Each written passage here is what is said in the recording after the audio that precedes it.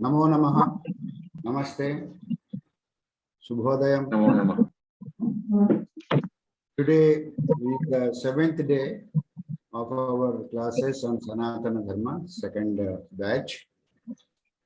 So far, we have completed introduction to Sanatana Dharma, Vedas, and Vedangas by Krishna Murari Tripathi ji. And then now we have switched over to another topic, Upanishads, from today by our course academic director, Dr. CSR Prabhu. And this will be for 3 days. After that, we will have another topic on darshanas by the same person. Now, first we will have a prarthana, Vande Mataram, by Challa Chittibabu Garu. After that, we will have prarthana, and you will be introduced to the speaker by Lalita ji. Then we will have the Dashanara. Okay, let us have Vande Mataram. Challa Chittibabu Garu, can you sing for us? Right.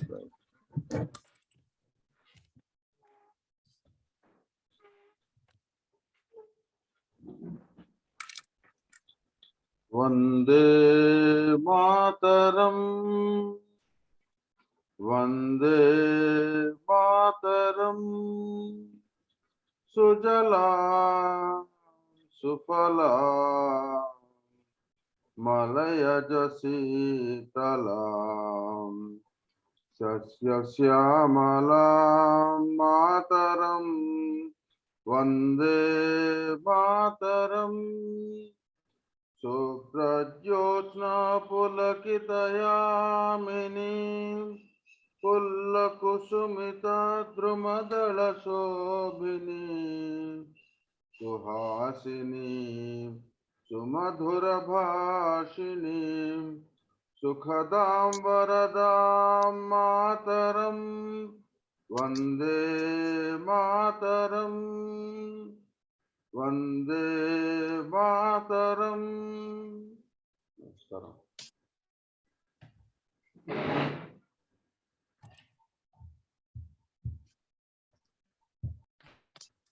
Dhanyavadaha. Now we'll have prarthana by Satyavati ji.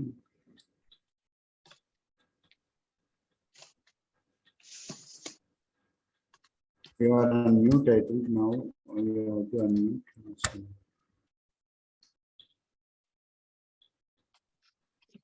1 minute meditation.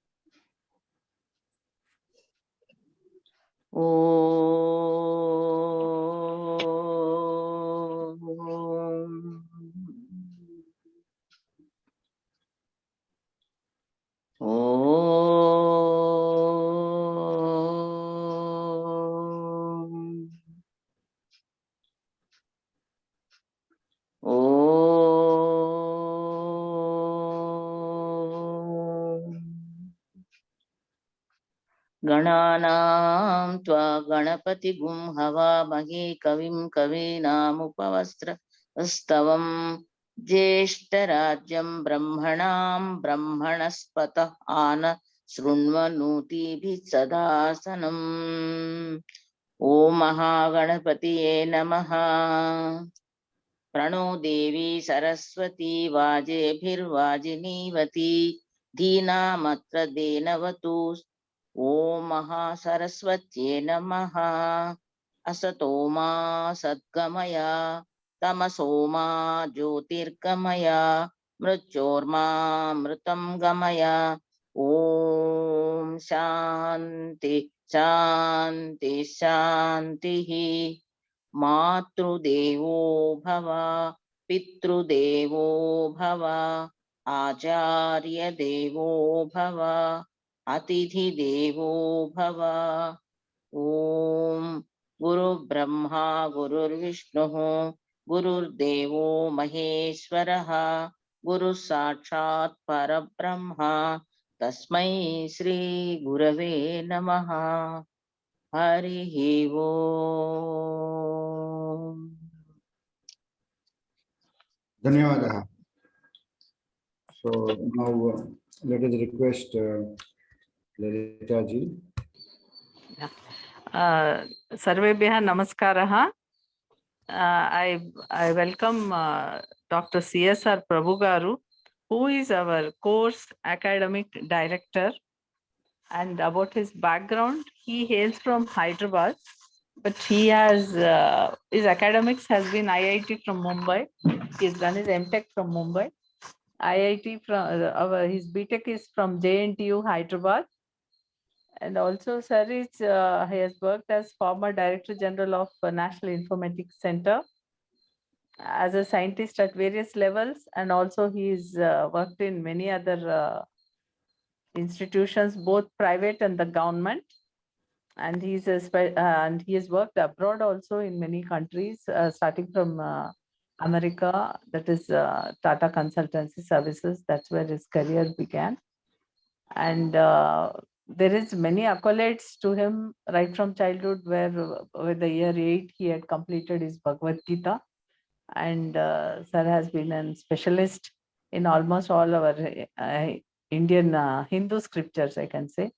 And also he's traveled quite across the globe, and he has done a lot of international and national level conferences.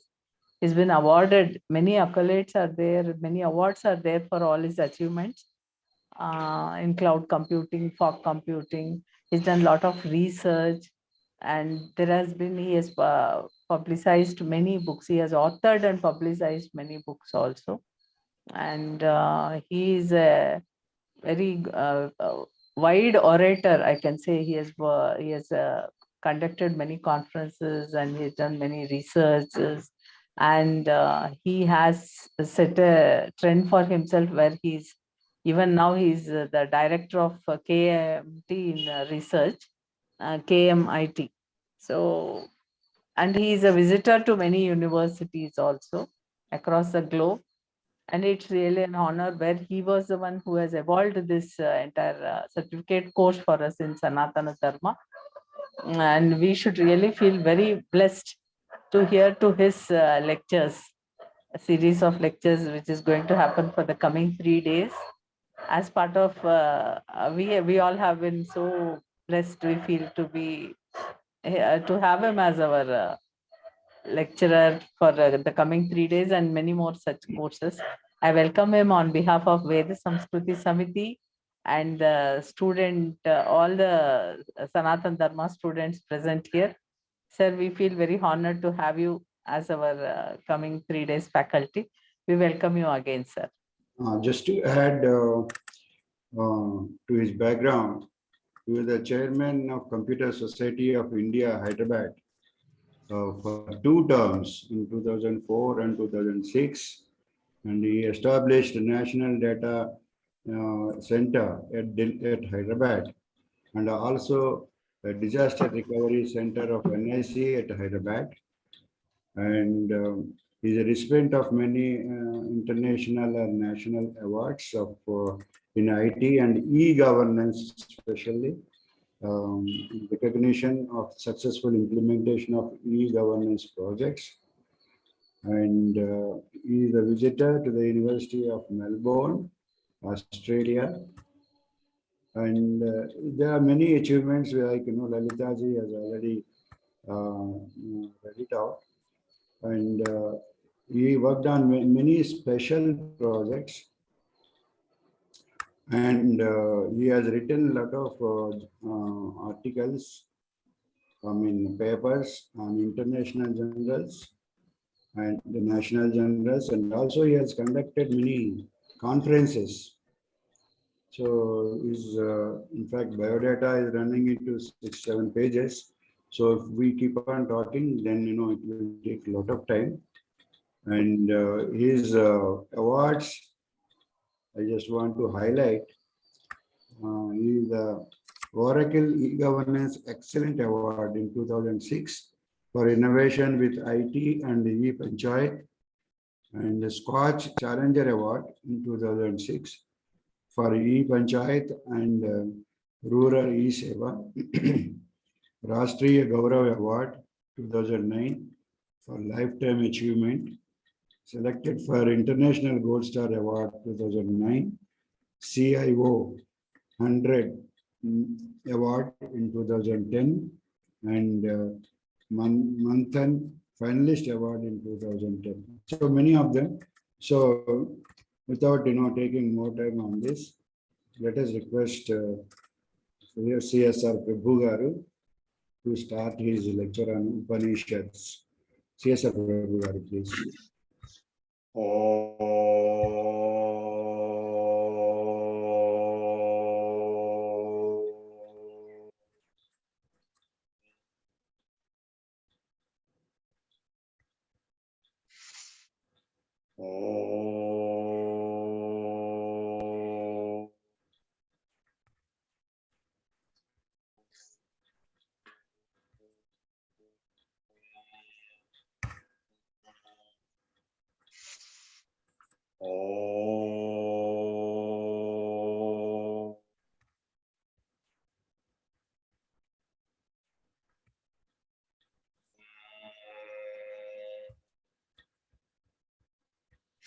Purnamada Purnamidam Purnat Purnamudachyate Purnasya Purnamadaya Purnameva Vasishyate.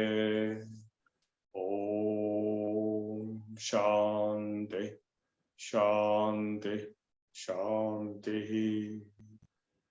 Om Bhadram Karne Vishrunayama Deva Bhadram Pashyemakshabhiryajatra Sthirairangaistushtvagum Sastanobhe Vyasema Devahitam Yadayu Swasti na Indro Vruddhashrava Swasti na Pusha Vishwaveda Swasti na Starksho Arishtanemi Swasti no Brihaspati Dadatu. Om Shanti Shanti Shanti. Om. Friends, today we will be discussing about the Upanishads. Today onwards for the next 3 days. You have already heard a lot about the Vedas and the Vedangas. The total Veda or knowledge base is divided into 4 parts. That is, first is Samhita, which is the mantra bhagam, where the suktas like Purusha Sukta, Sri Suktam, Bhu Suktam, Narayana Suktam, Rudradhyayam, all these are there. Then the second part is Brahmana Granthas, which are the operational manuals for performing yajnas, because these Vedic suktas or mantras are chanted in the yajnas or yagas. There are different yagas like Soma Yaga and Chayanam, Atiratram, and so on. 11 of them, Havir Yagas, Ashwamedham, Vajpayam. So the various procedures are given in the Brahmana Granthas. The word Brahmana does not refer to Brahman caste, but it refers to Brahma, which means Veda. So the procedural aspects are Brahmana Granthas, and the second part, the contemplatory and knowledge-based approach rather than the Yajna Yaga ritual approach, is starting with the Aranyakas, where the contemplation in the Aranya, in the forest, by the Munis and Gurus and Yogis and Rishis was happening. And then the final, it evolved into what is called the Upanishad, which is, the word literally means sitting nearby. Uparashtrapati, like that, Upanishad, just sitting nearby at the feet of the master. There is a wonderful book by title At the Feet of the Master. So basically, unless and until you have the master at whose feet you sit, you cannot get knowledge or wisdom. That is how the Upanishad word comes, sitting nearby or sitting at the feet of the master and asking questions or listening to him, or just with pure silence itself, like Dakshinamurti delivered his lecture in silence. Mauna Vyakhya Pragadata Parabrahma Tattva. The effect of the Guru can be felt. Of course, there are a lot of fake gurus and there are a lot of imaginary gurus who don't exist. And there are fake gurus who exist. I'm talking of the genuine gurus. So Upanishad means sitting nearby, near the Guru. Because until and unless the Guru compassion is there, it's not possible for you to acquire the result, which is jnana. So the jnana kanda is the Upanishads. Jnana kanda comprises of the Upanishads, which is nothing but the wisdom on the philosophical truths, the ultimate deep truths. Questions of fundamental nature are asked, like what is the cause of this universe, whether there is a creator or there is no creator, or whether there is a self, or what is the force behind the self.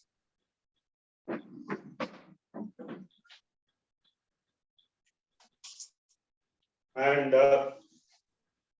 what causes the mind to act, like there is an Upanishad called Kena Upanishad, which simply means by what? What is the cause of the mind? What is the cause of the speech? What is the cause of the universe? And there are questions of fundamental nature being asked and answered, and the profound truths of the ultimate level of reality, absolute reality. This is all philosophy. Ladies and gentlemen and friends, please note that this is all philosophy. This is Jnana Kanda. It is not ritual. It is not prayer. It is not yoga. In my introduction, they forgot to introduce that I am the yoga teacher. I am the head of the Vishwa Yoga Vidyapit, which is partner organization for this course, along with VSS Samskriti Samiti. So the yoga part, the process of meditation is also addressed as a source of jnana. So basically, jnana kanda, there are two parts, karma kanda and jnana kanda. The karma kanda refers to the samhita, brahmana, that is various yajnas, yagas, starting with Agnihotra, then Vaishnadevam and so on. Then second part is jnana kanda. So how to get jnana? Because sarvam karma akhilam partha jnane parisavapyate. Tadvidhi pranipadena pariprashnena sevaya upadekshante jnanam jnanina tattvadarshinaha. Tattvam, the ultimate philosophical truth, the nature of the reality, the absolute reality, tattvam. So that tattva jnanam, jnanan mukti, until and unless you get tattva jnanam, it is not possible for you to get mukti. Mukti is freedom from bondage, from suffering. We are all suffering. You all know. I don't have to tell you what all sufferings we are going through. Janma dukkham, birth itself is suffering. Jara dukkham, old age is suffering. Jaya dukkham, punah punaha. Samsaram sagaram dukkham. So this ocean of misery in which we are passing through every day, we face continuous challenges, continuous problems, continuous obstacles, and we go on fighting to transcend them endlessly, like waves in the ocean. They keep on coming. So mukti, moksha is liberation from this, not to be born again. And even if you are already born, by chance you are already born. So how to be liberated when you are alive? That is Jivan Mukti. And then of course Videha Mukti, that is liberation after death. But during life, how to be liberated? Liberated, freedom.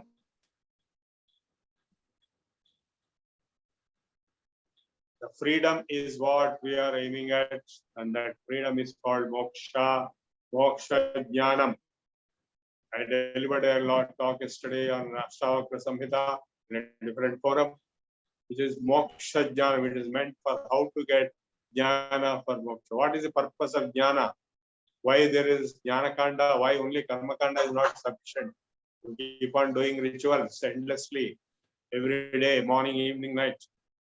It is finally sarvam karma akhilam padha jnane parisamapyate.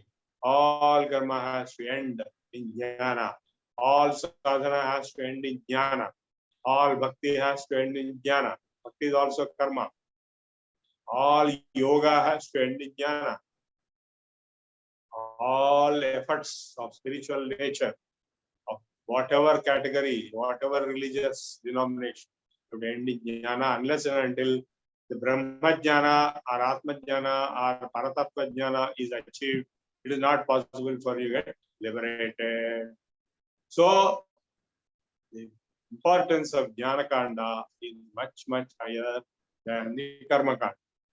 So the Jnana Kanda of Upanishads is actually derived from the Veda Samhita itself, because the Vedic statements are mystic, they are abstract, they are not understandable, they are not in question answer form. They are declarations. The Veda is apaurushayam, purushaye vedakam sarvam, yad bhutam yad chavamyam. Now this one statement is enough. It is a profound wisdom, knowledge, jnana, from which everything, all the Upanishadic knowledge came. Sarvam khalvidam brahma, ayamatma brahma, tattvamasi, aham brahmasmi. These are all mahavakyas, great statements. They are the sum and substance of the four Vedas. For the four Vedas, there are four mahavakyas. Sarvam khalvidam brahma, ayamatma brahma, tattvamasi, aham brahmasmi. The entire Veda, consisting of thousands of mantras, is finally summarized with one Mahavakyam, Sarvam Kalvidam Brahma. So, Jnana Kanda, Upanishads are Shruti. Shruti comprises of both Samhita and Upanishads. So, this is most profound and most important part of knowledge and wisdom in the entire world, on any part of the knowledge systems. Any knowledge is just considered as ajnana, because it will not lead to liberation. Sa vidyaya vimuktaye. That is vidya which will lead you to liberation, freedom, moksha, nirvana. All others are just ajnanam. Mathematics, physics, chemistry, biology, all these subjects are considered as part of ajnanam. Adhyatma jnana nityatvam satya jnanartha darshanam etajnana proktam ajnanam yadatonyadha. Other than the adhyatma jnana and satya jnanartha darshanam, everything else is ajnanam. All other things are ajnana, what we consider as knowledge of different worldly subjects, how to make money, how to spend money, how to buy this, how to construct a house with mud and sand. All this is part of ajnana, whereas only one jnana is Brahma jnanam, Atma jnanam, Sa vidya, ya vimuktaye, that which leads to liberation. So these 3 days of Upanishads will be delving into some of the Upanishads who are focusing on the supreme jnana, supreme knowledge, supreme wisdom, which is spiritual wisdom. It is not understandable to ordinary folks. It is not sensory observation and knowledge of basic worldly subjects. Worldly knowledge is of this called lower level. This is aparavidya, paravidya. Upanishads give the paravidya, transcendental knowledge. Why transcendental knowledge? Because it transcends and it possibly cannot be understood by ordinary levels of intellect or academic activities. What all you do in colleges, schools, universities is not paravidya, it is aparavidya. In fact, the entire karmakanda is also considered as aparavidya. Traigunya vishaya vedaha nistraigunya bhavarjuna nirguno nityasatvasto niryogakshema bhavan. So to become Atmavan, to get Atmajnana, moksha, so you have to go beyond the Trigunas, which are covered in the Vedas. Upanishads are spiritual knowledge of transcendental nature, Paravidya. How many Upanishads are there? I was also thinking it was only 108, like you all thought, but it now turns out to be 1180. There were 1180 Upanishads, of which around 108 are available today, affiliated to different Vedas, all the 4 Vedas. Each Upanishad is attached to a particular Veda. So the Vedic scholar who learns chanting of the Veda will also learn the chanting of the Upanishads along with the Samhita. Like in Andhra, we have Yajurveda. People learn Yajurveda chanting, Adhyayanam, Veda Adhyayanam. Then at the end, they will also learn the Upanishads attached to Yajurveda. Similarly, Samaveda Upanishad, Atharvaveda Upanishad. Now I have a book of 108 Upanishads. This book comprises of 108 Upanishads. Of course, the ordinary Ramakrishna Mission books comprising of 8 Upanishads or 10 Upanishads, they are there. Now, these 1108 Upanishads, of which only 108 are available today. And of course, some people said 112 are available. Well, and the total subject knowledge is divided into different topics. The Vedanta Upanishads. Why the word Vedanta is there? Because it's the end of Veda. The 4th part of Veda, Upanishads, Jnana Kanda, is the 4th part. Therefore, it is end of Veda. That's why it's called Vedanta.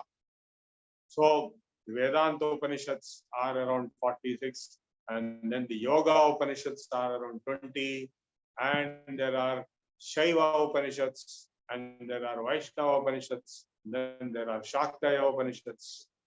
So all put together is about 108. So they are short texts, except the Brihadaranyaka Upanishad, which is very big, which we will not cover this time. They're all small texts, but each word is a big, profound capsule of wisdom. So the Isavasya Upanishad, which we will cover today, and tomorrow we will cover possibly Kena Upanishad, and thirdly we will cover Mandukya Upanishad. And my objective in designing this course and we are delivering is not only to propagate Hinduism and Sanatana Dharma, but to elevate the spiritual development of the candidates participating in this course, so that they become finally liberated. So the ultimate purpose of all jnana is liberation, jnana muktihi, jnanadeva muktihi. So to get mukti, to get liberation, otherwise you will be, suffering like a fly in ointment or a pig in a slush, going on suffering, struggling with the worldly matters. We'll never be able to come out of it to reach mukti. So my objective, please be very clear, is to achieve mukti or help in achieving mukti for all of you. Sooner or later, you will be able to achieve mukti is the objective, moksha. So now the jnana devatu kaivalyam. Kaivalyam or mukti or moksha is possible only through jnana, and this jnana, whose jnana? Not about money and building construction, or about mathematics or chemistry, computer science. Not that kind of jnana. That is called ajnana. So here we are talking of transcendental knowledge, paravidya, which is brahmajnanam, atmajnanam. Who am I? Who is God? Whether God exists? If exists, who am I, and what is the relationship between God and I? And what is the relation between I, God, and the universe? Because we have 3 things: I, God, and universe. Jiva, Ishvara, and Prakriti. So what is the relation between these 3? Are they totally independent from each other, three, or they are merged, or they are partly dependent or partly merged? So these questions arise to many interpretations. So I wanted to realize that the Upanishads are so profound that the Bhagavad Gita is derived out of Upanishads.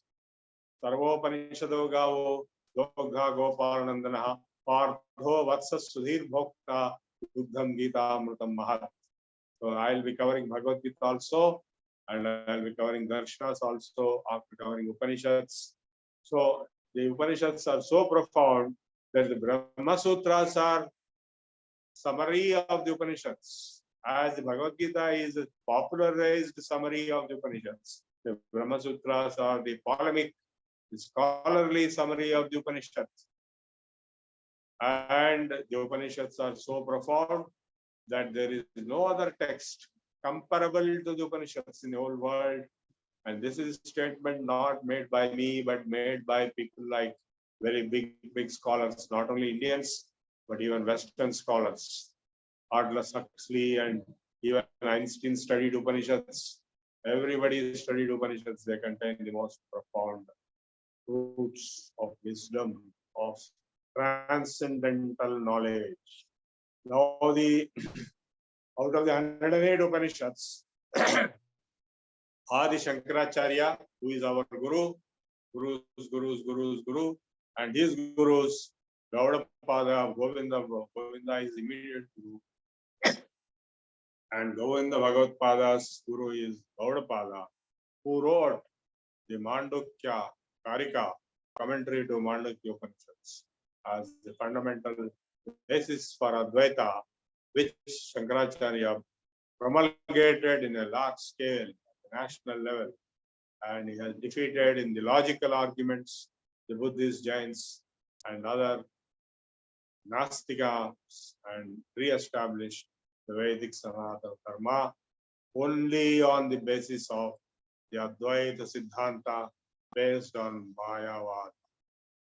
Now the Upanishads are the core source of profound transcendental knowledge and wisdom, out of which came all the other religious ideologies, doctrines, philosophies, and even religions themselves.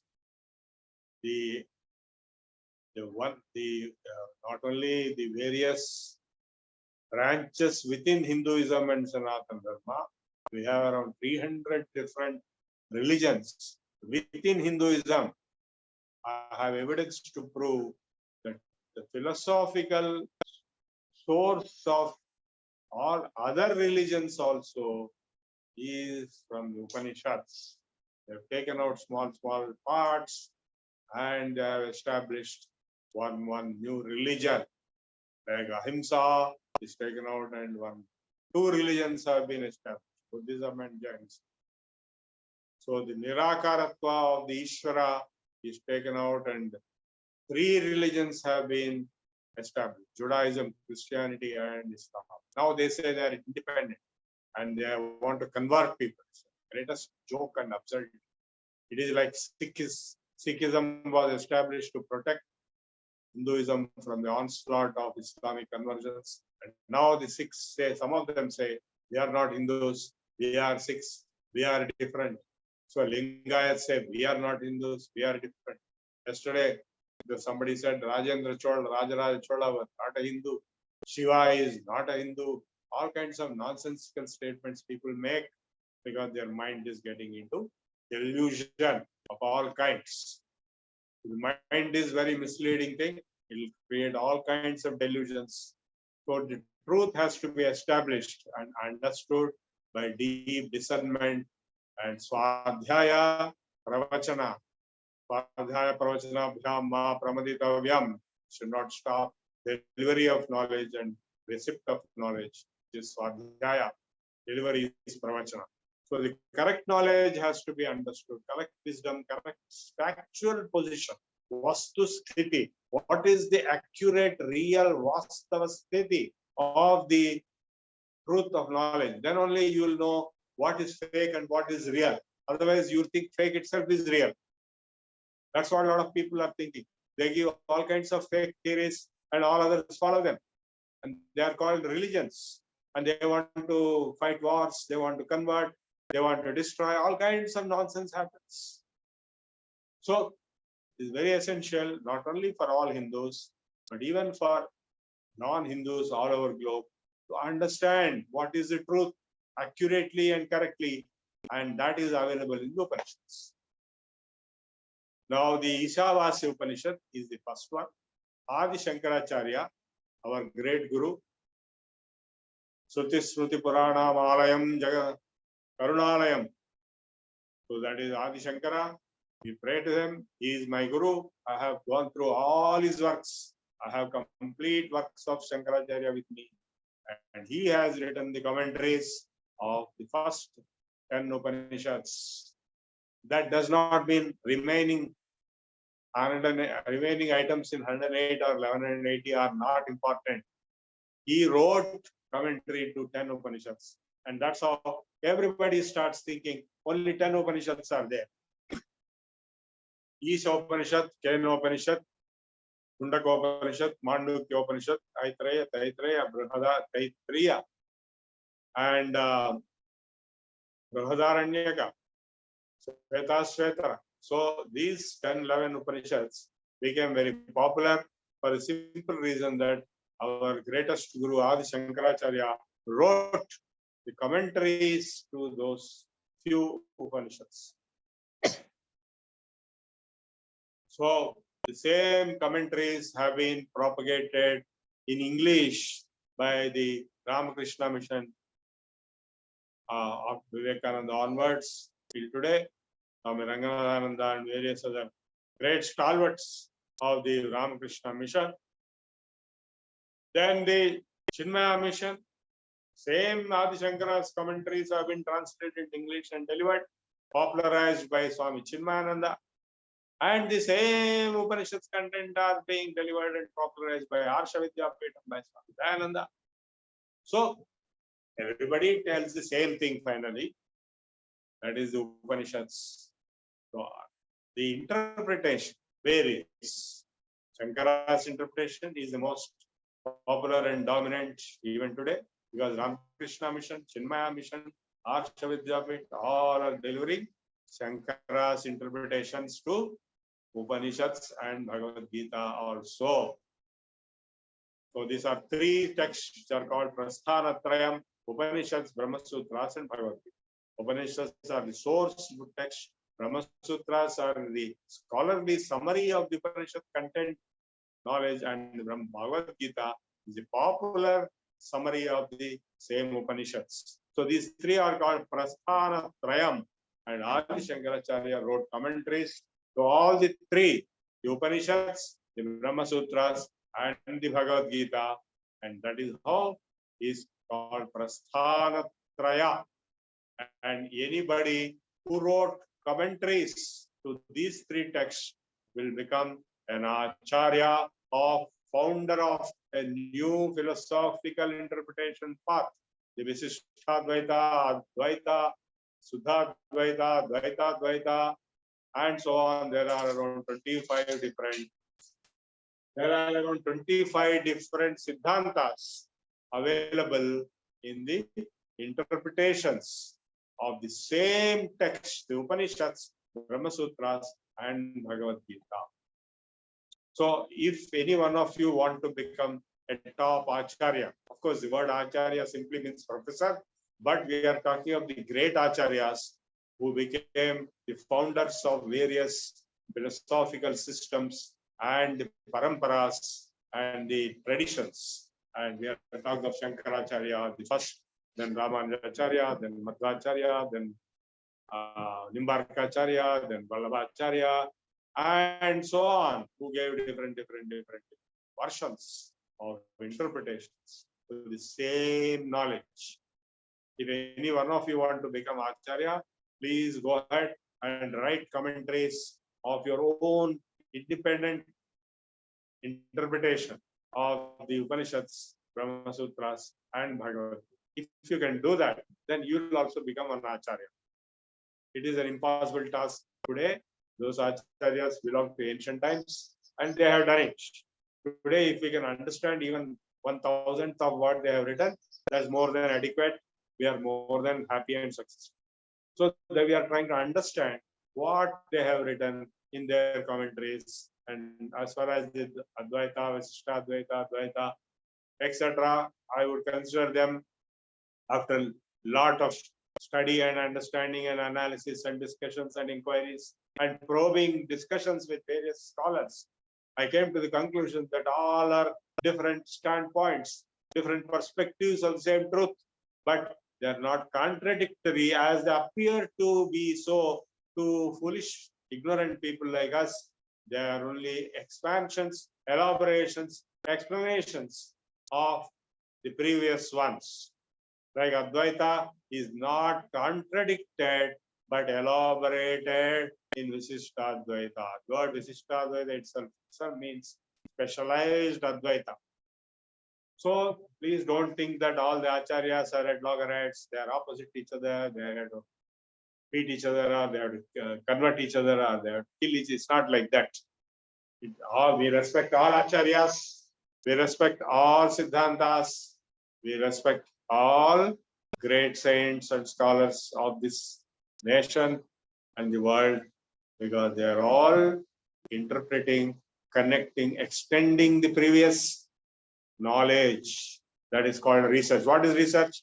Research is nothing but extending, expanding the frontiers of knowledge. Even today, if a PhD thesis is submitted, there has to be something new.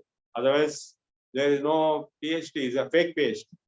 So that newness is what these acharyas were doing. It is not that they were contradicting the previous or the first Adi Shankaracharya or Advaita. Please understand this. It is not an easy task to understand all this correctly. Now, out of these 10 Upanishads, the Ishavasya Upanishad or Ishopanishad is the first one, because the word Ishavasyam idam sarvam, that is the first word of Ishavasya Upanishad. That's why it is called Ishavasya Upanishad or Ishopanishad. And second is Kena Upanishad, because it starts with Keneshitam Patatik Preshitam Manaha. And the third is like the Ishakena Katha, Mundaka Mandukya, Aitreya, Taitreya, Braharanyaka, and Shvetasya, like all this sequence of 10 major Upanishads. So they are all again appearing to be different from each other, but they are all aiming at understanding the same ultimate truth, the nature of Brahman, the nature of absolute reality, the nature of the self. It is not that each Upanishad is a continuation of the previous Upanishad. Each Upanishad is independent. It is in a different Veda. It is a different possible period of time also. It is from a different delivery teacher or rishi. But the subject matter, the target is the same. The nature of the ultimate truth, Paravidya, that is Brahma, Brahmajnana. Like for example, the Taittiriya Upanishad is a conversation between Varuna and Prabhu. Prabhu was a human being. I went to the place where he lived. It is in Haryana, Rajasthan border, or it's called Brahmavarta. And then he migrated to Iran through Gujarat, and his son is Shukracharya. So these people are the main characters in the Taittiriya Upanishad. Like similarly, in Kathopanishad, we have Nachiketa, who is son of Uddalaka. I went to Uddalaka's house in the same Brahmavarta. He is not there, but his house is there. It's a preserved place. Bhrugu's house, his spot is there. So these people were physical, existent rishis around 10,000 years back, and they delivered transcendental wisdom, Brahmajnanam, through the Upanishads. So the Ishava, of course, they don't give the author's name anywhere. There are no authors because Veda, Shruti is Apaurusheyam. It is not a human authored text, neither the Samhita, nor Brahmana, nor Aranyaka, nor Upanishads. Though the rishis are there to deliver that knowledge which was revealed to them in the Samadhi stage. So the enlightened state of realization, they deliver in one form or another.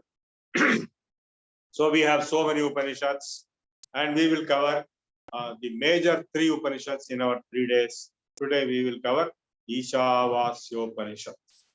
So Ishavasyamidam sarvam Yat kinchit jagatyam jagat Tenat shaktina bhunjita ma grudha kasya kattinam.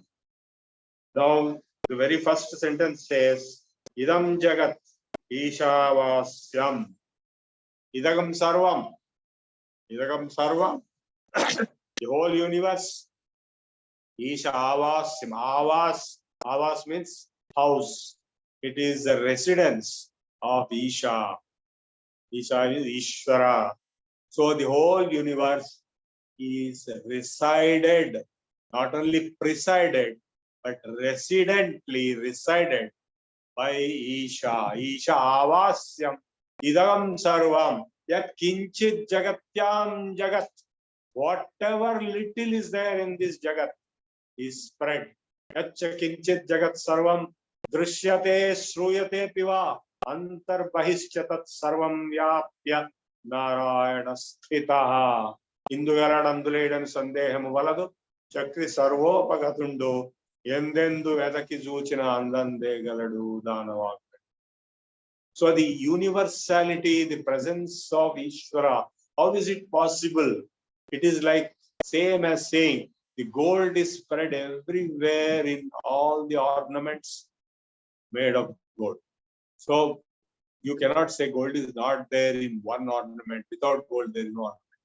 You cannot say any part of a pot is there without the mud which is made. So that with which avinashitu tadvithi yena sarvamidam jagat, whatever is the substance out of which this universe is made, it is imperishable. Avinashitu tadvithi yena sarvamidam jagat. So that is called Brahman, that is called Ishvara also at a later stage, though there is a difference between Brahman and Ishvara in the terminology of the polemics. But here we have to be focusing more on the mystical abstract truth being depicted, not get lost into the polemics. So those who get lost into the polemics end up doing arguments, fights, instead of reaching the ultimate truth. Like Ramakrishna Paramahamsa said very correctly, a person who goes on counting the number of leaves in a mango tree is a fool. A person who gets the fruit, the only fruit there, and consumes it is wise man. So the essence of philosophy, the spirituality, has to be understood. Not waste your time in polemics. Nahi nahi rakshati dukrum karane. So what is the spiritual truth, the wisdom, the paravidya, the transcendental reality, paratattvam, which is being delivered in the statements of the Upanishads, is what has to be understood and not get lost with small details of grammar or about polemics, of arguments of all kinds. So, Ishavasyam idagam sarvam yat kinchit jagatyam jagat tena shaktina bhunjita ma grudha kasya kirtanam. Since the whole universe is pervaded,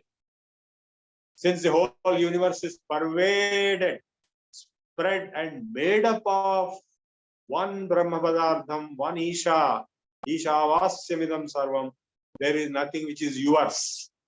Therefore, it is my mind, my land, my water, my air, my Akasham.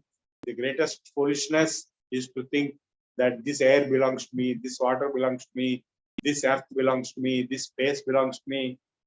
Nothing belongs to you. This body itself doesn't belong to you. Anrutam pancha bhautikam. The universe and this body, the body which you think you are, is made up of the 5 elements which don't belong to you. And you assume, you foolishly claim your ownership of those combinations of those 5 elements in the form of the body. So there is nothing which belongs to you. Therefore, don't try to grab from others their money or their property. That is what this statement profoundly, directly attacks all foolish behavior in this world. Ishavasyam idagam sarvam yad kinchit jagatyam jagat tena tyaktina bhunjidha ma grudha kasya svidhanam. Now, if that is the case, if the whole universe is nothing but the Lord, sarvam khalvidam brahma, this is the sum and substance of this statement. So, Kurvan, then what should we do? Kurvan neheva karmani jivishet samaha evam tvai nanyate asti na karma lipyate nare. So you do your job, you do your duty as required by your swadharma, your karma, and without attachment. In fact, the karma yoga, which has been delivered, the third chapter in the Bhagavad Gita, is having its origin in this statement, Kurvanneheva karmani. You shall do your karma, your swadharma, your swakarma perfectly without obsession, without attachment to its result, because it is nothing is yours. You are just doing your duty, your service. You know, you have a lot of people who do service. You go to a Golden Temple, a lot of people do what is called kar seva. They'll wash your, they'll clean your shoes.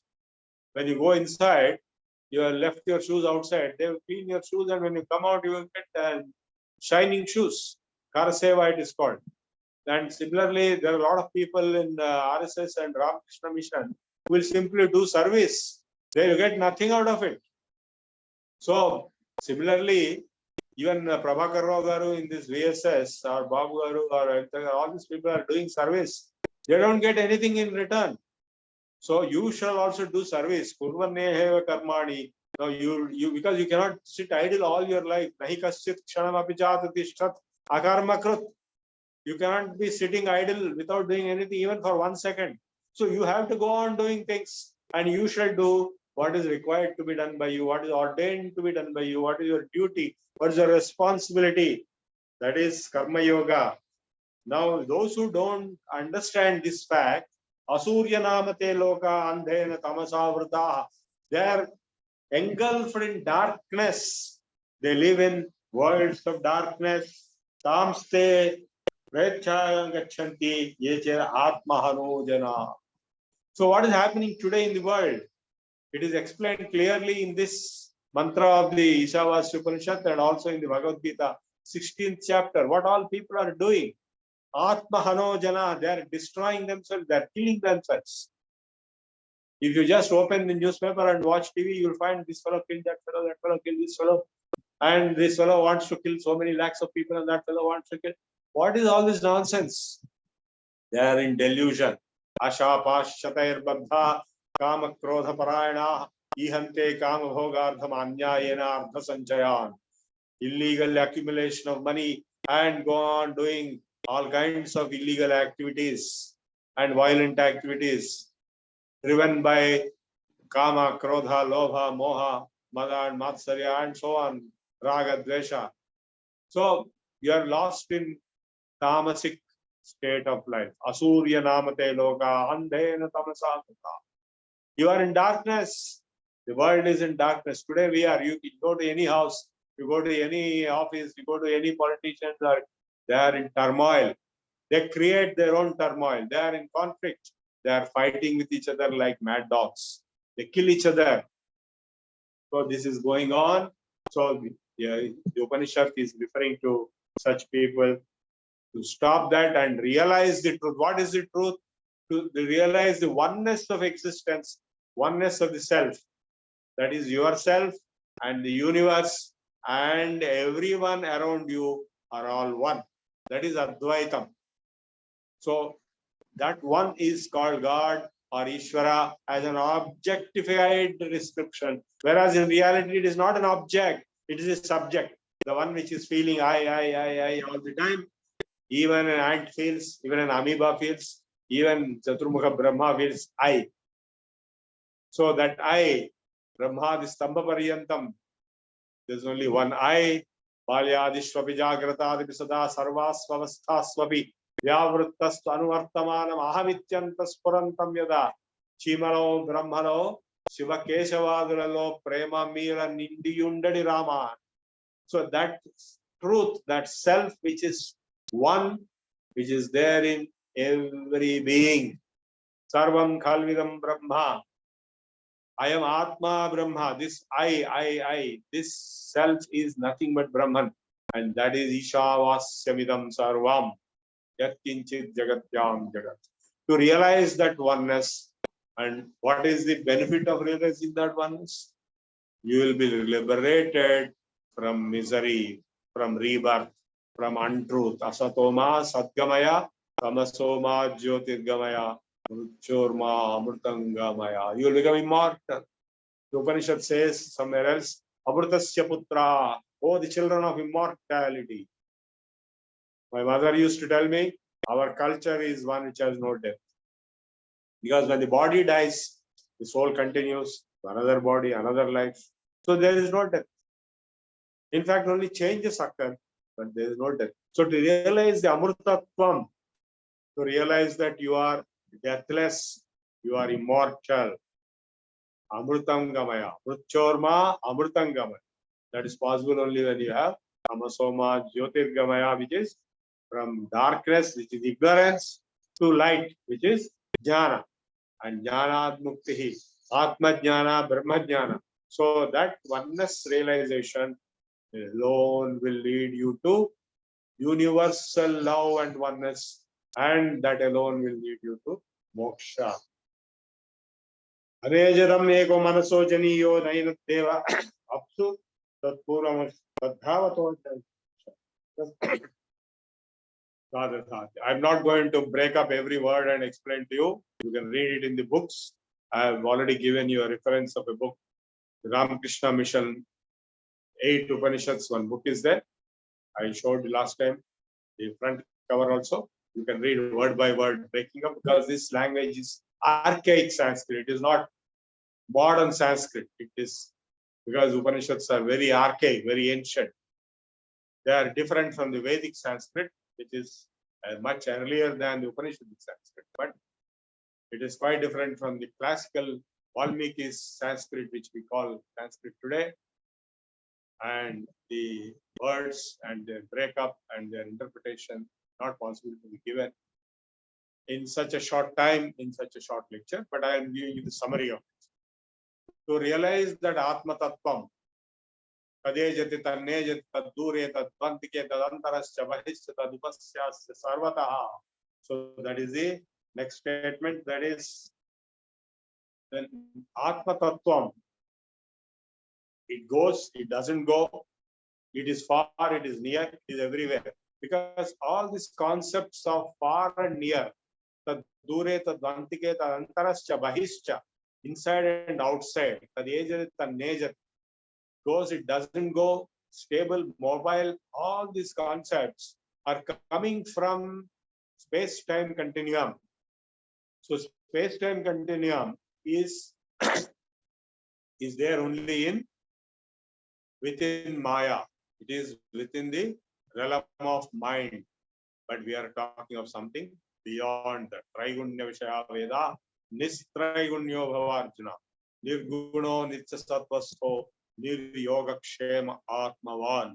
The nature of Atman, the nature of consciousness or Brahman, absolute reality, is beyond words. Yato vacho nivartante, aprapya manasa saha, cannot be grasped by the mind, because the mind can grasp only certain limited levels of knowledge within space-time continuum.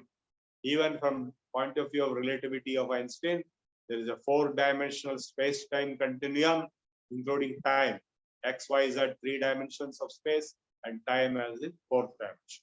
So Minkowski's 4th-dimensional continuum is relative. If you observe it in a particular system, it has a particular framework, particular coordinates, particular version of space-time continuum.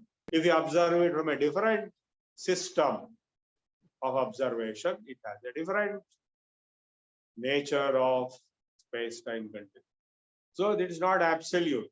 In fact, space and time are relative, and they change according to the observer. This is the special theory of relativity. The general theory of relativity, it goes into the 4-dimensional space-time continuum. Beyond that, the ultimate truth which you are asking what it is given as E is equal to mc square, where matter and energy are equivalent, because matter can be observed, measured in 3-dimensional space and time, 4th dimension time, and energy can be observed in 4th dimension time continuum. But that which is The truth behind both matter and energy is equal to mc square, beyond the four-dimensional space-time continuum. That is what is being explained here. In fact, in quantum theory, quantum mechanics, relativity, relativistic quantum mechanics, we get to understand what is the nature of the ultimate truth. And Schrodinger's equation is explaining the nature of Maya, as Schrodinger himself told, how the ultimate truth, which is beyond matter and energy, manifests itself as different forms of matter and different forms of energy and their interactions in the so-called manifest universe, the so-called real world. It is only a manifestation. It is a part of Maya. Within Maya, it appears, and it appears differently to different observers at different observation times. So all this cannot be trusted. Sarvame Samprasha Sarvam. All this is Maya. It is an illusion. So what is the ultimate truth? Is the nature of Parabrahman, Om, Self, Atma, that is being explained here. Yasmin Sarvani Bhutani Atmanyeva Bhut Vijaratah Tatra Ko Moha Kashokaha Ekatvamanupashyata. So once you realize that one truth, one Brahman, Om, which is manifests itself as different forms in this apparent universe, Avinashita Tadvidhi Yena Sarvamidam Tatam. All these forms which are appearing are temporarily appearing, they appear and disappear. Like this body is a Tol Bomma, it is dancing, it is a Hutkatli, it is dancing for some time, then it dies. It was not there previously, it will not be there after some time. In between it dances. Avyakta Adini Bhutani Vyakta Madhyani Bharata Vyakta Nidhananyeva Tatra Ka Paridevana. Why are you getting worried of temporary manifestations? This body itself is a temporary manifestation. Whatever this body observes is being interpreted by the mind, which is the most mischievous and most unreliable, most misleading instrument. So it is what knowledge you are getting about the universe is misleading, misled information. So the truth is being depicted here as Brahman, which is all pervading, and the whole of Bhagavad Gita, the whole of Upanishads, the whole of Veda, Purushaye Vedagam Sarvam, Yat Kinchit Jagatyam Jagat. So all these descriptions are referring to a transcendental reality beyond, and not only through Upanishads and Veda, but also through physics. You can reach the same conclusions, similar conclusions. So if you are able to see that which is behind all the manifest universe, Yasmin Sarvani Bhutani Atmanyava Bhut Vijanataha, as in the Ashtavakra Samhita, he who realizes himself or the self to be the only truth in which the whole universe is appearing to exist. I am Atma Brahma, this self is Brahman. So the universe which appears to exist as a part of Maya projection is an appearance, is a projection, manifestation of one essential truth, which is self and Brahman. Both, I am Atma Brahma, which is yourself, which is also Brahman. Aham Brahmasmi, Tattvamasti. So once you realize, even intuitively, even for 2 seconds or 1 second, then you are liberated. Yasmin Sarvani Bhutani Atmanyeva Vijana, that is, he who realizes all these items in the universe as within himself, they are manifest within himself. Tatra ka mohaha kaha shokaha, how we can have misery, how we can have delusion. Ekatvam anupashyataha.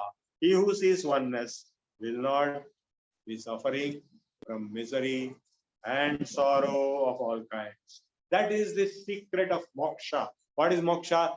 Freedom, liberation from dukkha.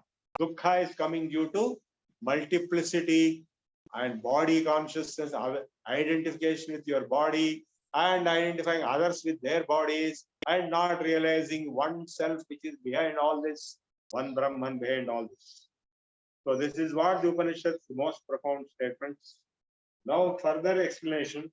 Saparyaga Machukramakayam Avranam asnaviragam suddham mahi papavidham kavir manishi paribhu swayambhu yadha tadyat yatvosyan rajyan itaha samam. So now the interesting thing, what is this self? What is Brahman? What is Ishvara? What is God? How do you explain all this? Because actually they're all one and the same. Now when I say I am talking of myself, and you are talking of yourself, and he's talking of himself. And we find that this I, the self, is identical in all, being attributeless. If you ask anybody, who are you? Who am I? There is no answer. Finally, I don't know. Because whatever answers you give can be easily proven to be false. Name, you are not a name. Aadhaar number, you are not Aadhaar number. Body, I can easily prove that you are not the body, because originally body was small size when it was born, and became big, became tall, then became fat, then it became thin, then it dies. But the sense of I is not changing, fat, tall, thin, thick. The I continues the same. Palyadishvapi, Jagratadibisada, Sarvasvavasthasvapi. In all circumstances, the I-ness continues same.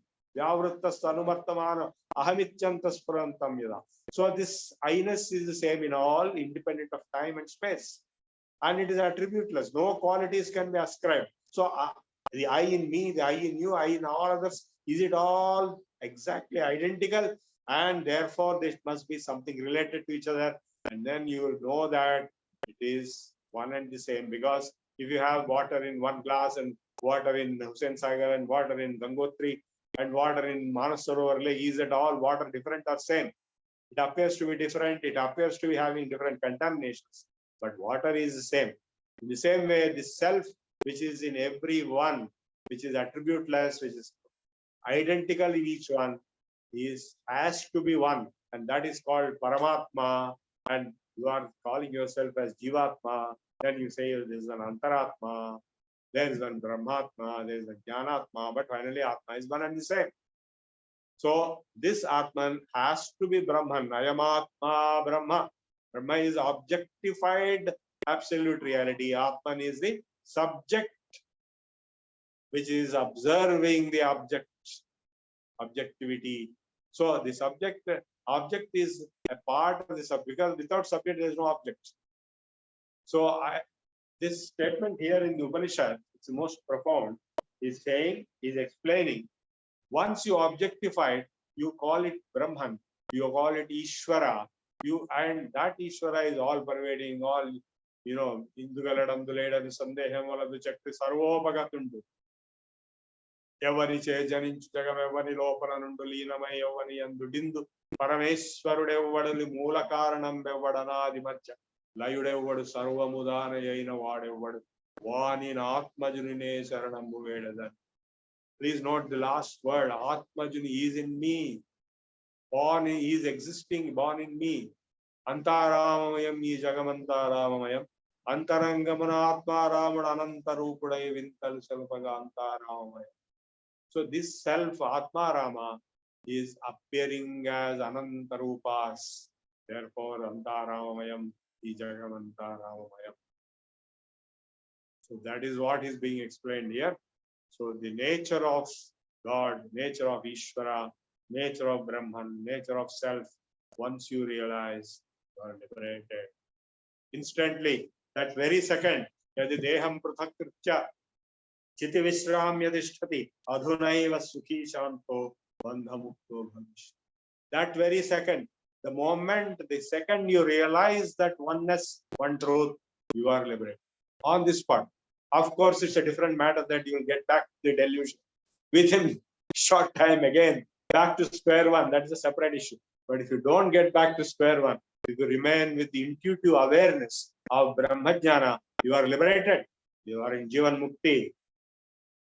Andham tamah pravishanti ye avidyam upasate tato bhuya ivate tamoyum vidyayam lataha. Now there is a discussion of what is Vidya and what is Avidya. So first he says, those who worship Avidya, they will be leading into darkness. And then he again says, those who worship Vidya also, they are going to greater darkness. So what does this mean? And similarly, there is another statement here. which is even more. Anyadeha Usayam. There is a statement, Vidyam cha avidyam cha yattat vedo bhayam saha. Avidyaya mrutyum tirtva vidyaya amrutamastu. This is the most perplexing statement. Vidyam cha avidyam cha. There are two things. One is vidya, there is avidya. There is jnana and ajnana. Vidya and avidya. Vidyam cha avidyam cha yattat vedo ubhayam saha. He who knows both. Avidyaya mrutyum tirtva vidyaya amrutamastu. With avidya he can transcend death. But vidya he will become immortal. What is immortality and what is transcending death? Transcending death simply means just to continue your living state, postpone your death. With all knowledge of medical science or other techniques and technologies, probably you can transcend death. Mrutyum tirtva. You can protect yourself from death which is imminent, immediate, but you cannot become immortal. So immortality comes only through vidya, that is through Brahmajnanam. When you realize that you are not the body which is going to die anyway, definitely you can possibly postpone transcend death for some time, or more time and more time and more time. But finally, death will come because this body is going to die. So you cannot become immortal. So you will become immortal only if and only if you realize who you are. You are Brahman, which is already immortal. It is like, the essence of all matter and energy is Brahman, and it is because there is no death for it. Death is only for the forms which are manifested, partial forms of the same ultimate truth. So once you realize you are the ultimate truth, Aham Brahmasmi, then there is no death. Because death will be there for that which has a birth. If there is no birth, there is no death. Ajam, as said in the beginning itself, Ajam, Sukram, Akayam, bodiless and unborn. Yo Mahamajam Anadim Chavet Sarvabhuta Maheshwaram. This is what the 9th chapter also Gita says. He who knows me as the unborn and the supreme Lord of the universe, he will be liberated, he will become immortal. Andham tamah pravishanti ye sambhuti upasate tato bhuyavate tamo sambhutya. So now there is a discussion of anyadevaham sambhava anyadaha asambhava susrumadhiranam yenas tadvichakshite. Now sambhutim cha vinasham cha yastat vedo bhayam saha vinashena mrityum tirtva sambhutya amrutamashrute.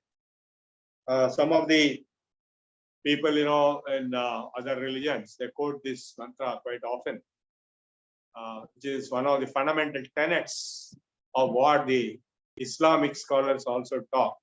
Don't worship the creation, but worship the creator, as if creator and creation are different. Now here, sambhuti and asambhuti. Sambhuti means the created object, creation. So many objects are getting created, right? From the Parabrahman, from the unmanifest Brahman. The universe is getting created. If you worship any one of them, you worship a stone, or if you worship a mountain, or worship a tree, it is rather foolish because that is born, it will die. So you should worship that which does not have any death and that which is not born. Ajam Anadim. So that Brahman is what is being sought to be worshipped. Asambhuti, that which is not born. It's not creation, but creator. Of course, there's a big mistake these people are making to think that creation is independent of creator. This is not true. Creation cannot exist without creator. So, while they are correct in saying that you should not worship creation, they are missing the whole point that the creation itself is a manifestation of the creator. And once you realize that the creator is manifesting himself as creation, then you worship the creation also as creator. That's what Hinduism does, which they don't understand. And they want to criticize without understanding. So the manifest universe, the objects in the manifest universe are only small temporary manifestations of the ultimate truth, which is Parabrahman, Om. So different manifestations, material objects and also transcendental forces. Like in the Vishwarupa, he talks about the Pasyame Partha Rupani Shatashodha Sahasrashah Nana Vidhani Divyani Nana Varnakrutiricha Pasya Adityan Vasun Rudran Ashwino Marutas. The Adityas, the Rudras, the Maruts, the Ashwins, the Vasus. All these are the different Devata forces which are running this universe. You cannot say they don't exist. You cannot say the sun does not exist. You cannot say the moon does not exist. This is all Sambhuti. This is creation. But they are Devatas which are windows to the Parabrahman. So that's why in the Vishwarupa, Arjuna clearly says, I am Pasyami Devans Tava Deva Dehe. I am seeing all Devas in you. Sarvan Satha Bhuta Vishesha Sanghan. Brahmana Misham Kamalasas Sinta Vishimsa Sarvan. Uraganscha Divyam Aneka Bahudara Vaktranetram Pasyami Tvam Sarvato. So I am seeing every Deva in you.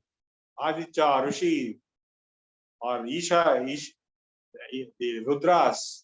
Pasya Adityan, Rudran, Ashwino, Marutasatha.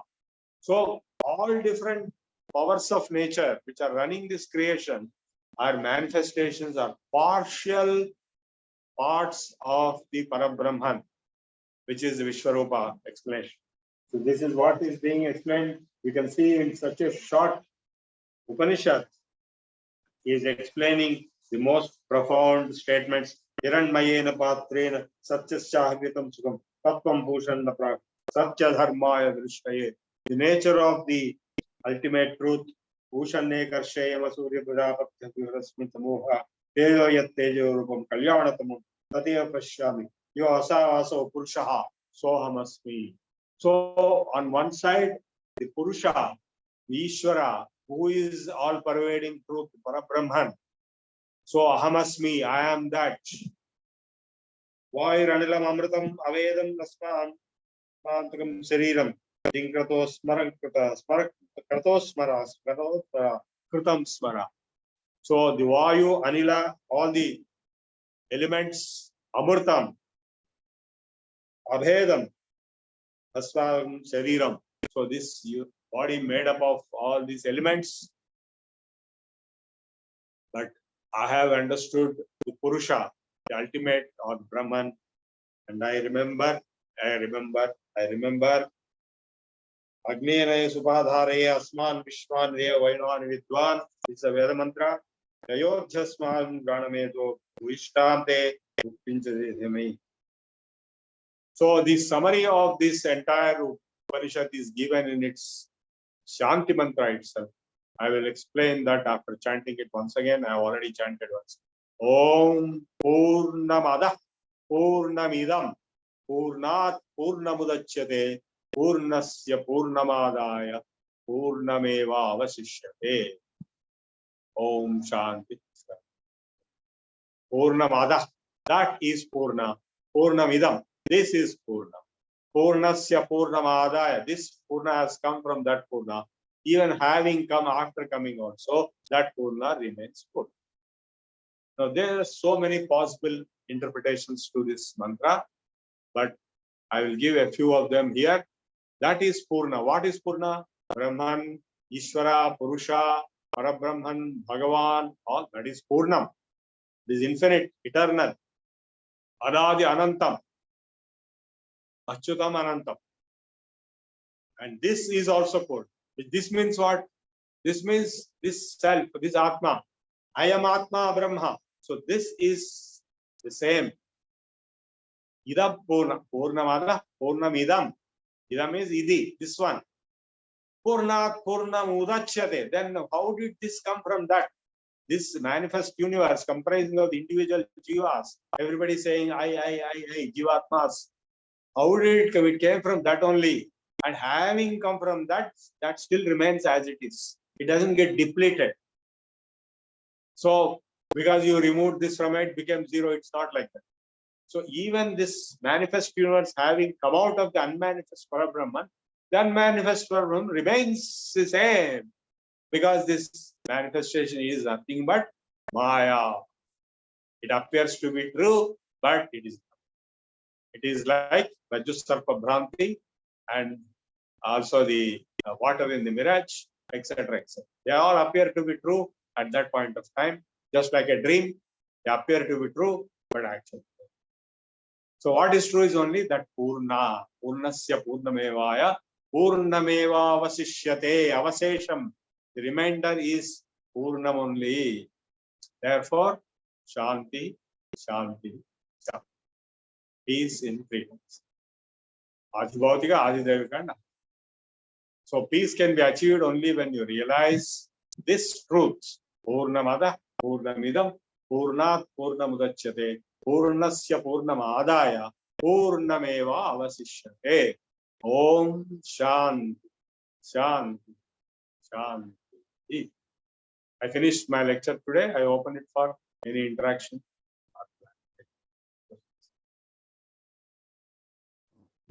Thank you. Thank you, CSR Prabhu garu.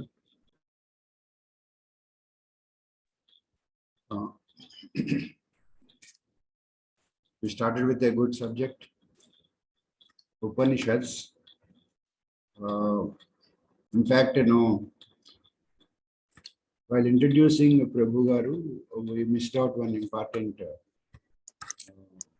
point, that he is the chairman of Vishwa Yoga Vidyapith. This course is being run by VSS in association with Vishwa Yoga Vidyapith. And out of the 3 months of the course, 1 month is dedicated for yoga.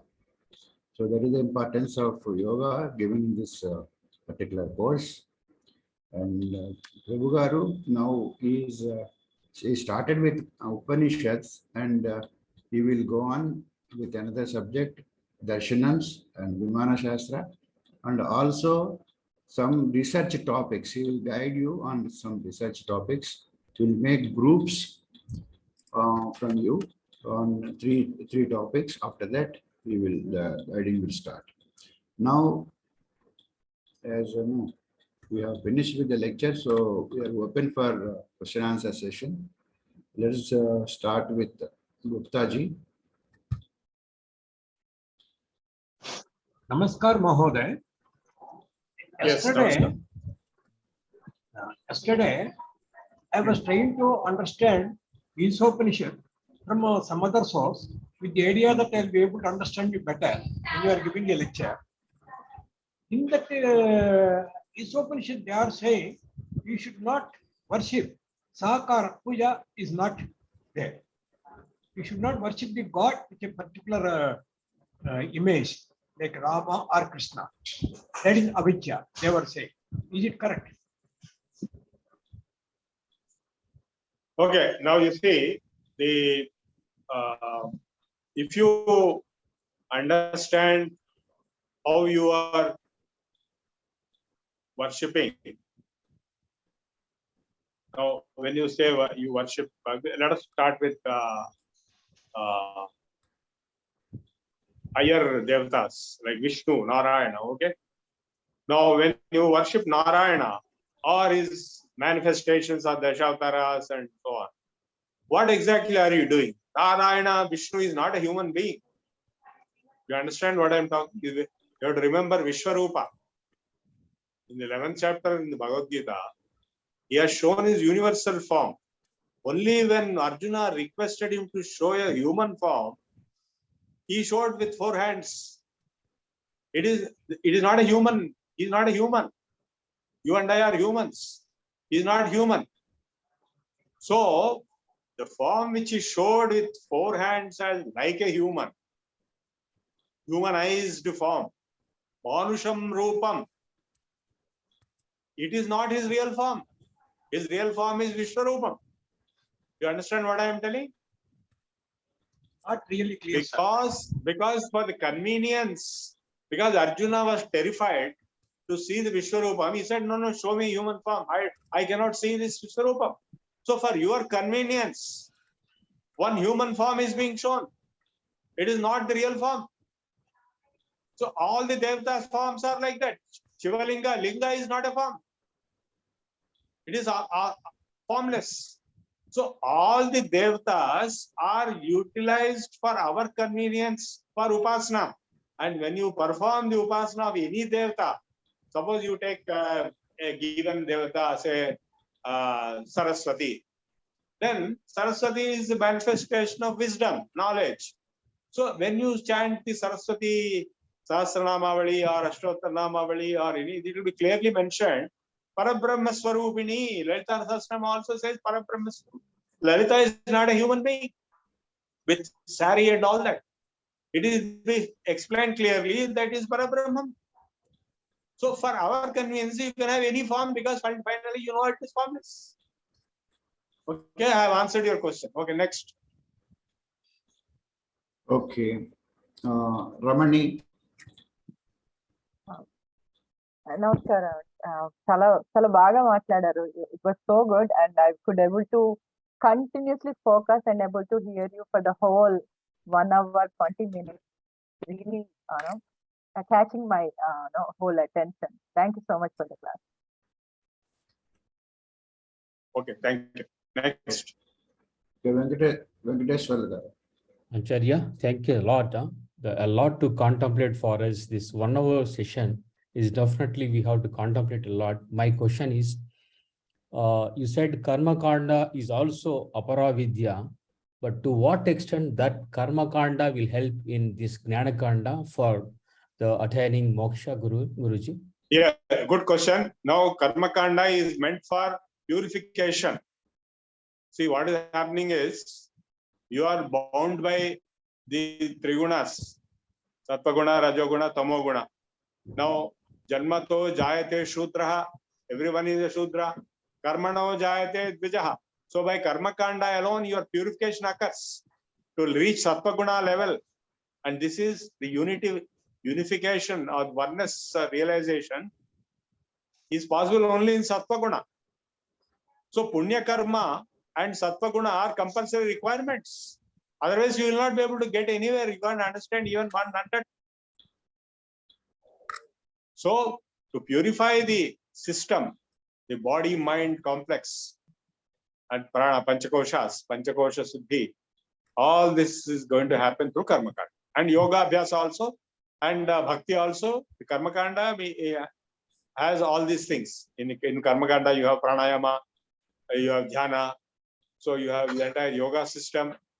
And in the bhakti system also, bhakti is also karma only. Without bhakti, there cannot be karma, and without karma, there cannot be bhakti. So both are meant for reaching the sattva guna. Punya karma leads to sattva guna, and sattva guna leads to enlightenment. But some people who are stuck in karma kanda because of lack of education or whatever may be the reason, but they are doing good job. So will they get moksha this life, or how is that happens? No. Without jnana, moksha is not possible. Jnana muktihi. They have to study the shastras. How you have to acquire jnana. Karma kanda is only a means. It is a methodology process to reach the ability, the qualification to acquire jnana. That doesn't mean you get jnana directly by performing karma kanda. You say, for example, even if you perform some big yagas and yajnas, they are offering big havis, and they are doing all kinds of things. It doesn't mean that they got brahmajnana. They are only propitiating the devatas, Indra, Mitra, Varuna, Agni, Vayu. They are strengthening them through the yajnas for the sake of environmental protection. So the jnana will come only through jnana kanda. That's why the Upanishads came into existence. Of course, they are derived from the Samhita mantras only. Veda mantras are the source of the wisdom of the Upanishads. But unless and until you get the jnana, you will never get moksha. And Shankaracharya also made it very clear, where many times jnana devatu kaivalyam, jnana muktihi, etc. Next. One last question, Guruji. Sarvam kalvidam brahma neha nanasti kinchana aham brahmasmi. These are all standard truths which are embedded in Vedas.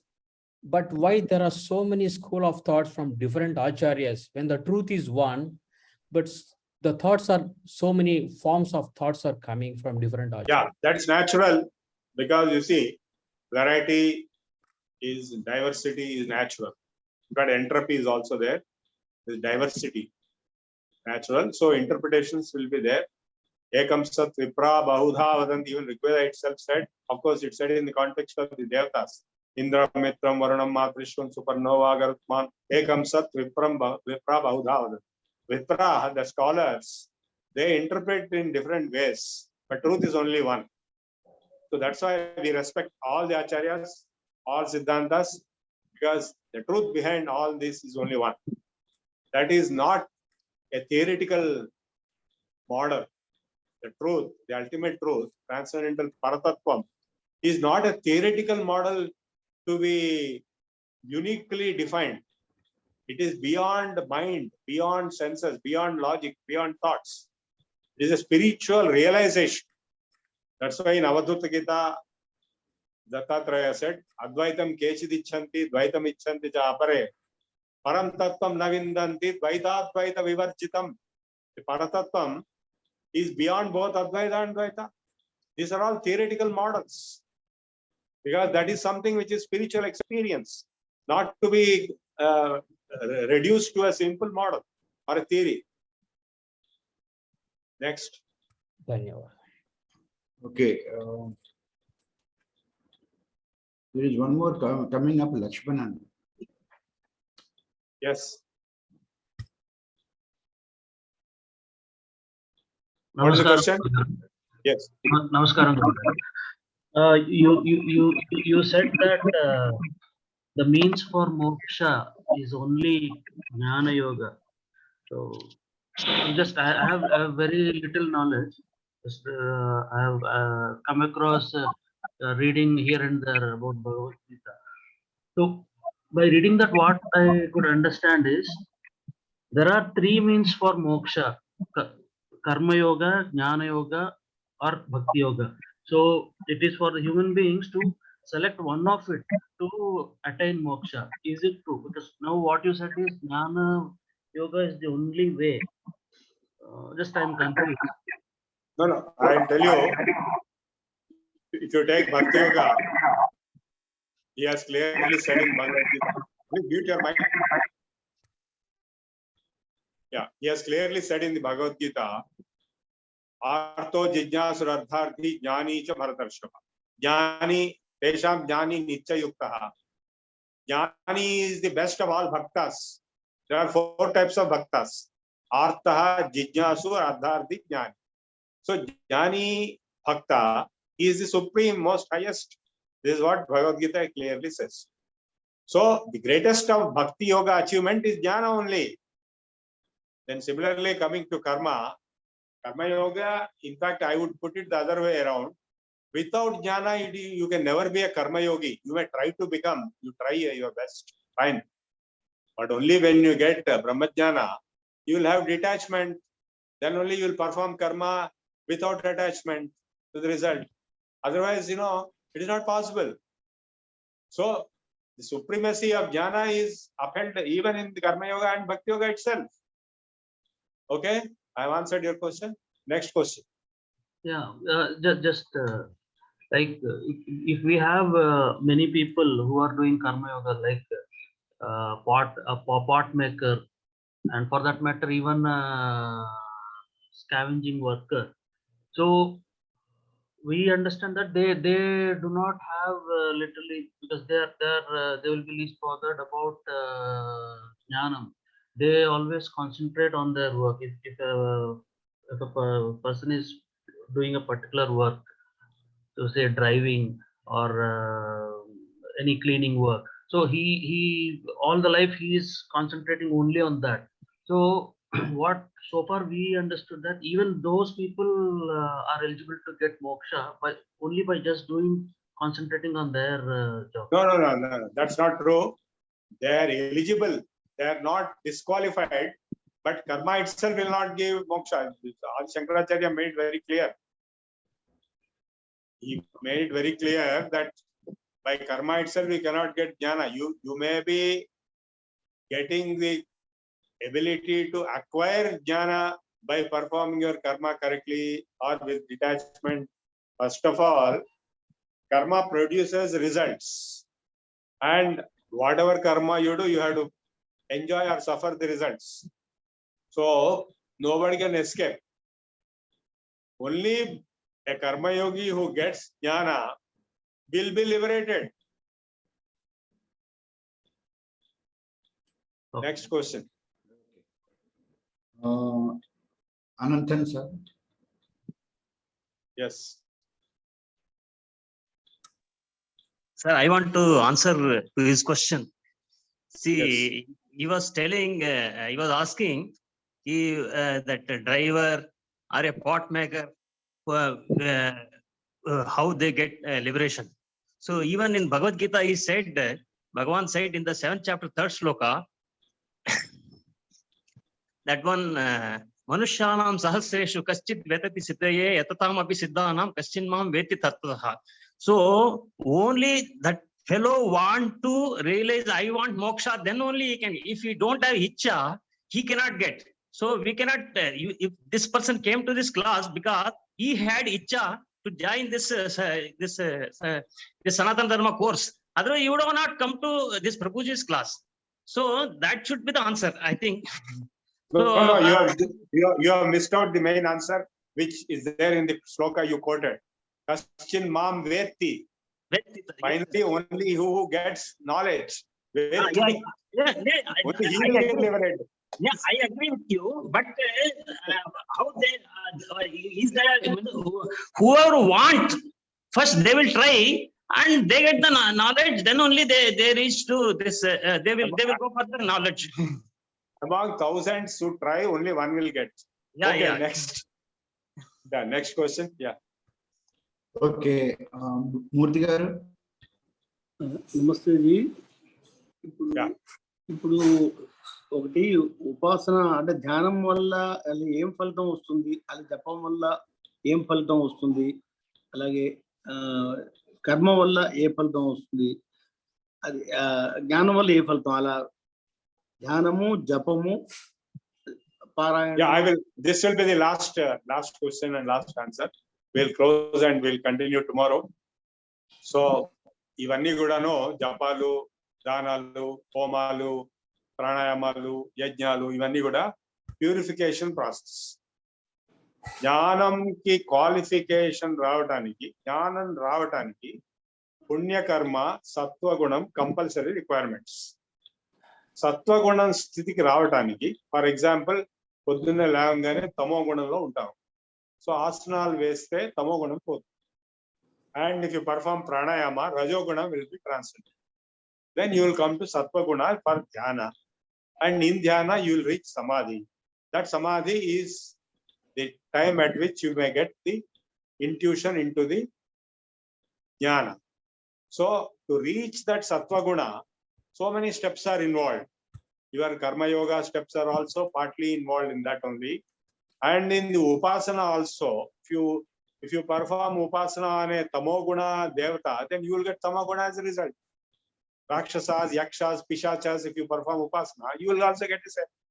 So if you perform upasana on a sattva guna devata, Narayana is Suddha Sattva, then you will get that effect in you.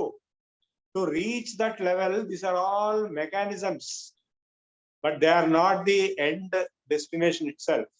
End destination is jnana. Jnana devata kaiva. So I have answered your question. Now I have finished all question and answer sessions. I have to go to my job, KMIT. So we'll close it here. Let us wind up. Thank you, Prabhu garu. Let us do prarthana. Satyavati. నమస్కారం మహోదయ్. Okay. ప్రార్థన చెప్పమంటారా? చెప్పండి. శాంతి మంత్రం. సహనావతు సహనౌ భునక్తు సహ వీర్యం కరవావహై తేజస్వినావతీతమస్తు మా విద్విషావహై. ఓం శాంతి శాంతి శాంతి. Survey why సుఖినః Santhu survey సంతు నిరామయాః. सर्वे भद्राणि पश्यन्तु मा कश्चित् दुःखभाग् भवेत्। ॐ शान्ति शान्ति शान्तिः। सत्यं वद धर्मं चर सर्वे जना सुखिनो भवन्तु। ॐ शान्ति शान्ति शान्तिः। गुरु ब्रह्मा गुरुर्विष्णु गुरुर्देवो महेश्वरः गुरु साक्षात् परब्रह्म तस्मै श्री गुरवे नमः। हरिः ओम्। ओम तत्सत् ब्रह्मार्पणमस्तु। धन्यवाद. Now let us have Janaganamana and then close.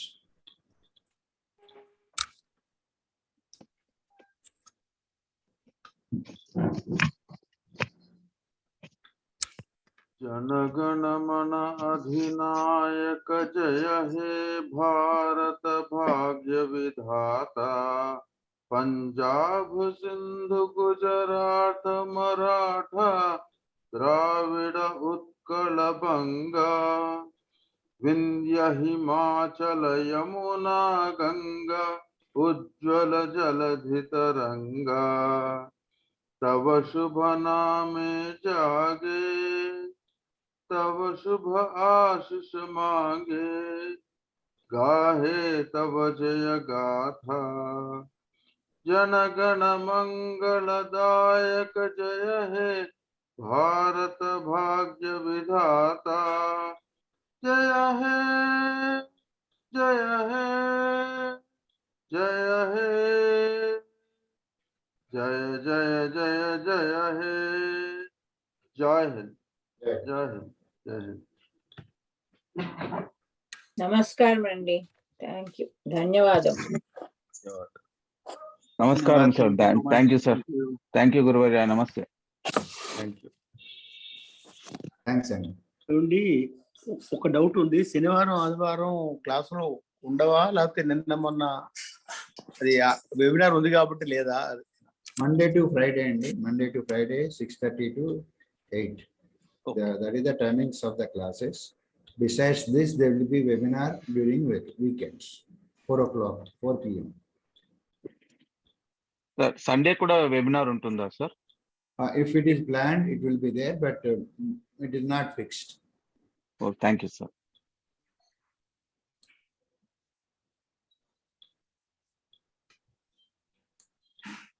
Okay. Prabhu, shall we? Yeah, yeah. I think there are no questions. Okay, thank you. You can close.